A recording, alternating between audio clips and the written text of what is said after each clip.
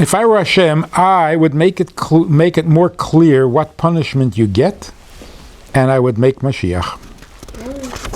In other words, first I would get in some punishment, then I would bring Mashiach. Because after Mashiach, there's going to be no more punishment.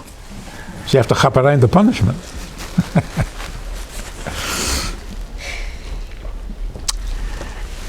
You don't mean punishment. You don't mean punishment. It would be very good if we could see the damage that every Aveda brings. That would be very good. It would also be very good if we could see the effect that every mitzvah has, which we don't see either. That would be good.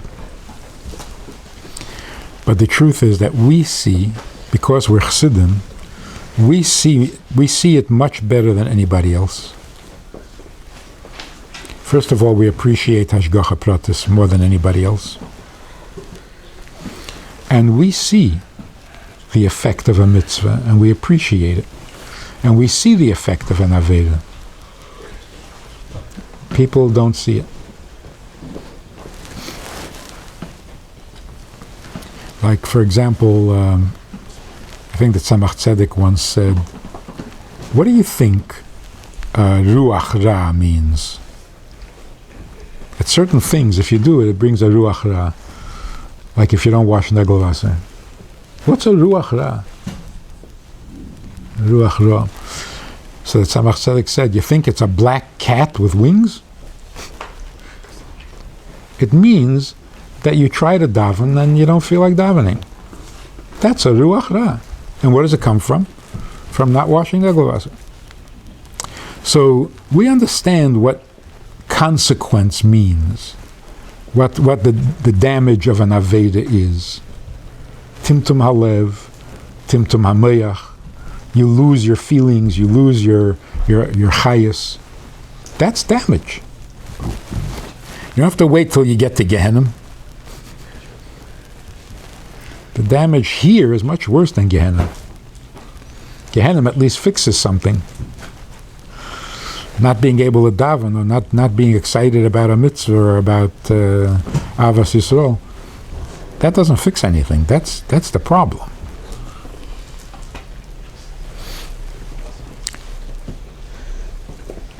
So I tell you this about, there was a boy who was running around without shoes.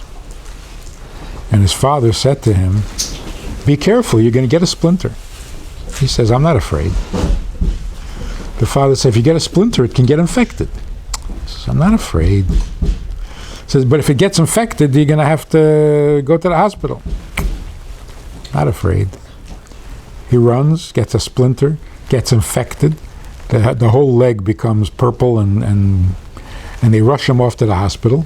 And the doctor comes and cuts away the infection, and it really hurts. He uses the sharp, cold, and saves his leg, and it heals. Now the boy is running around without shoes. So his father says to him, you're going to get a splinter. He says, I'm not afraid. He says, you get infected. I'm not afraid. He says, but we're going to have to go to the hospital and have the operation. That scares him. And he goes and he puts on shoes. That's such a baby, and it's so backwards. He's not afraid of causing damage. He's afraid of fixing it. He's afraid of the operation that will fix it. He's not worried about what's going to cause it. I'm going to do an Aveda, okay. I'll have Timtum Alev. But then when I'll get to Gehenna, they'll fix it by burning it away. Oh, that scares me. So they're more afraid of the cure than they are of the damage. That's childish.